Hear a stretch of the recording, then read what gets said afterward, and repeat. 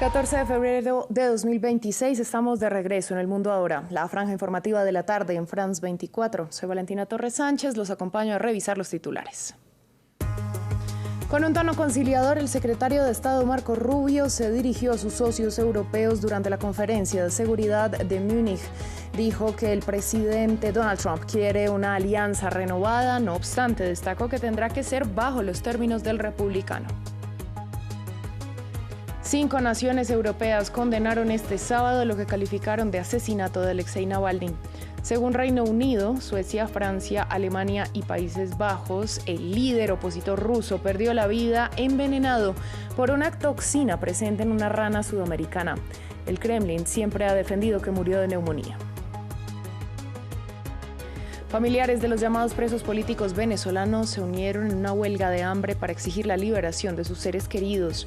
Al menos 17 de los encarcelados fueron puestos en libertad durante la madrugada. Esto solo días después de que la Asamblea Nacional aplazara la votación de la histórica ley de amnistía. Tenemos reporte.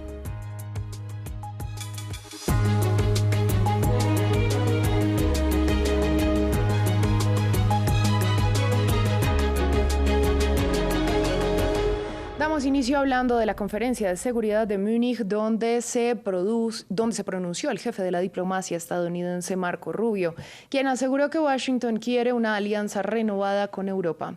El secretario de Estado usó un tono más conciliador que el de Donald Trump, pero fue directo al indicar que todo se haría bajo los términos del presidente estadounidense. Under President Trump, Bajo el presidente Trump, Estados Unidos una vez más asumirán las tareas de renovación y restauración impulsados por una visión de un futuro tan orgulloso, soberano y vital como el pasado de nuestra civilización. Y mientras que estamos preparados, si es necesario para hacer esto solos, es nuestra preferencia y es nuestra esperanza hacerlo junto a ustedes, nuestros amigos aquí en Europa. Para los Estados Unidos y Europa, estamos juntos. Entre tanto, en el marco del encuentro de líderes en Múnich, el presidente Volodymyr Zelensky calificó de locura que Ucrania entregue a Rusia parte de la región del Donbass para que Moscú ponga fin a la guerra. Al tiempo, el mandatario ucraniano se refirió a la situación con Irán. En este momento, hoy mismo, el pueblo iraní espera del mundo lo mismo que nosotros necesitábamos en Ucrania el 24 de febrero, cuando comenzó la invasión rusa. Unidad, determinación y rapidez. Por supuesto, rapidez en el apoyo, y a regímenes como el de Irán no se les debe dar tiempo. Cuando tienen tiempo, solo matan más. Hay que detenerlos inmediatamente. Nuestra unidad es el mejor interceptor contra los planes agresivos de Rusia, el mejor, y todavía la tenemos.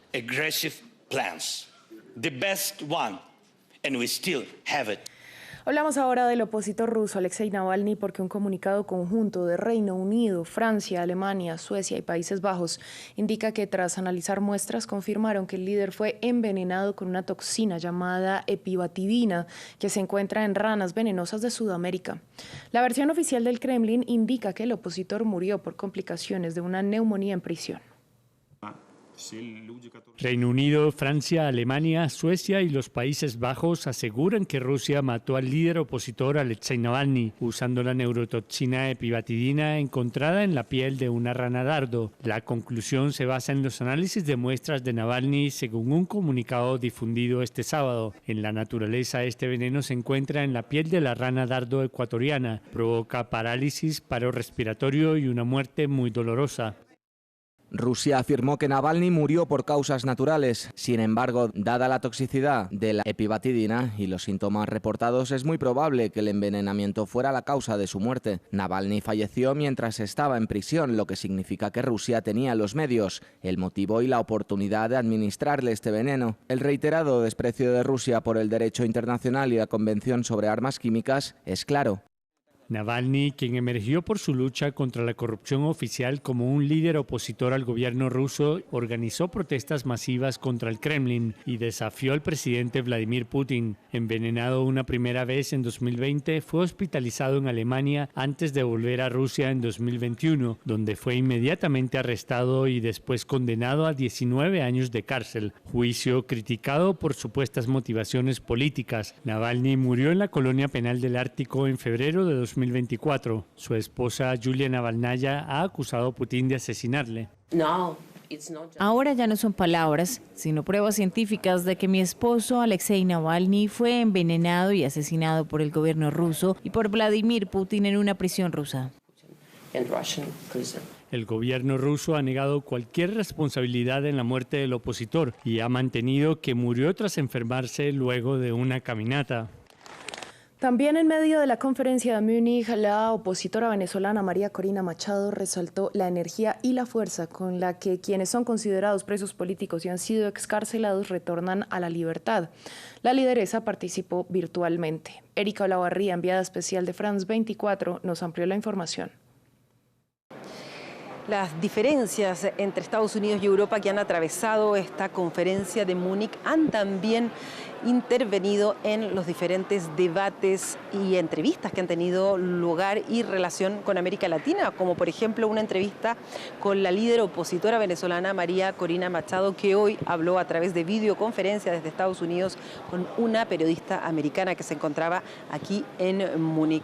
María Corina Machado, que es una ferviente seguidora del presidente Donald Trump y que insistió nuevamente en que le dio el premio Nobel, pues él puso en riesgo la vida de sus soldados para liberar a los venezolanos del chavismo. María Corina Machado dijo entender que ahora el gobierno de Donald Trump se relacione con Delcy Rodríguez, la presidenta interina en Venezuela, y que incluso se interese en el petróleo, pero está segura también de que la transición democrática va a llegar en Venezuela, pero dijo el sistema de elecciones tiene que ser reformado para volver a ser creíble por los ciudadanos.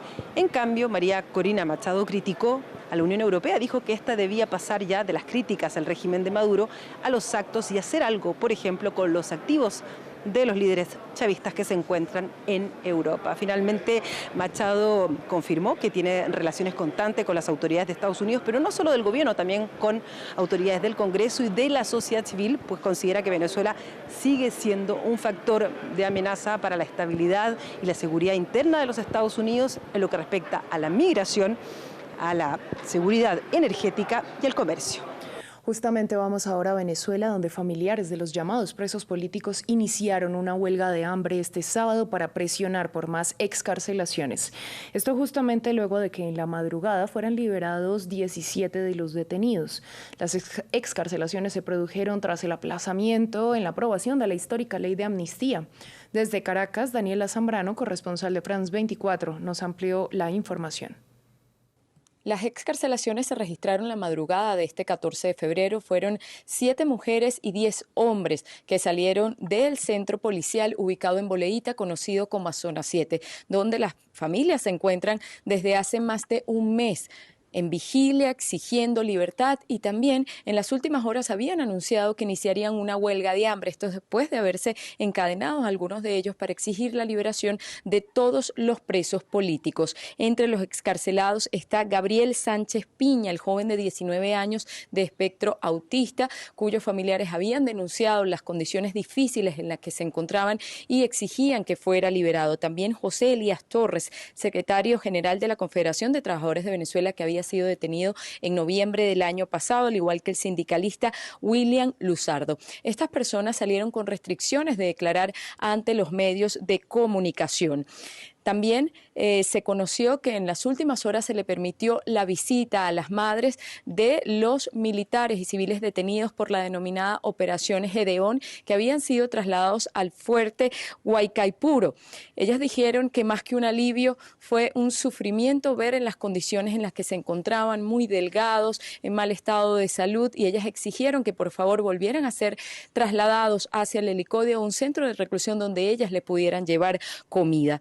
Recordemos que la ley de amnistía está siendo discutida, pero el debate fue pospuesto la semana pasada porque no hubo acuerdo en el artículo 7, que prácticamente obligaría a las personas a ponerse a derecho a presentarse ante tribunales, y hay muchos dirigentes políticos en el exilio que no regresan al país por temor a ser detenidos, y son esos mismos tribunales que condenaron a personas por terrorismo siendo inocentes quienes tomarían la decisión del beneficio o no de amnistía. En las últimas horas, Foro Penal dio un nuevo balance y asegura que todavía hay 644 personas detenidas por razones políticas en el país. En Cuba, las autoridades informaron que ya está bajo control el incendio en una refinería de La Habana que empezó el viernes por causas desconocidas que están siendo investigadas. Lo que sí se conocen son algunas de las consecuencias, y es que el incidente ocurre en el pico de crisis energética de la isla, tras años de embargo estadounidense agravado por el nuevo bloqueo petrolero impuesto por Donald Trump.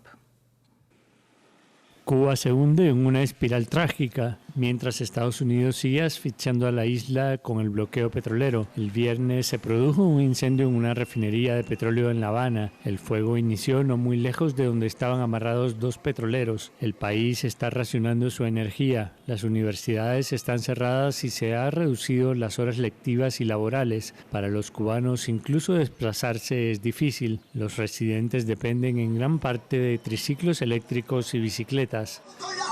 Que ahora entre los visitantes y los triciclos eléctricos son los transportes que van a hacer ahora aquí en Cuba. El visitarse porque va a ser local y el triciclo que se va a mover un poco más distante. Gracias a eso, el transporte en Cuba va a ser un poco mejor. Mientras tanto, todo lo que sea combustible va ahora mismo al piso. Si los carros están dando con el cinto, imagínate tú, la gente tiene que llegar a sus casas y por la noche más todavía, por la noche parece un desierto, no hay tú ves en la calle es esto, no se ve otra cosa. La ONU está muy preocupada por la situación y pide que se levanten las sanciones. Dicen que si los camiones no pueden obtener combustible, no pueden entregar productos básicos a la población. Así que no hay agua potable, ni comida, ni medicinas. Por lo tanto, todo el sistema de protección de la población, de protección de sus derechos a la alimentación, a la salud y al agua, está desmantelado.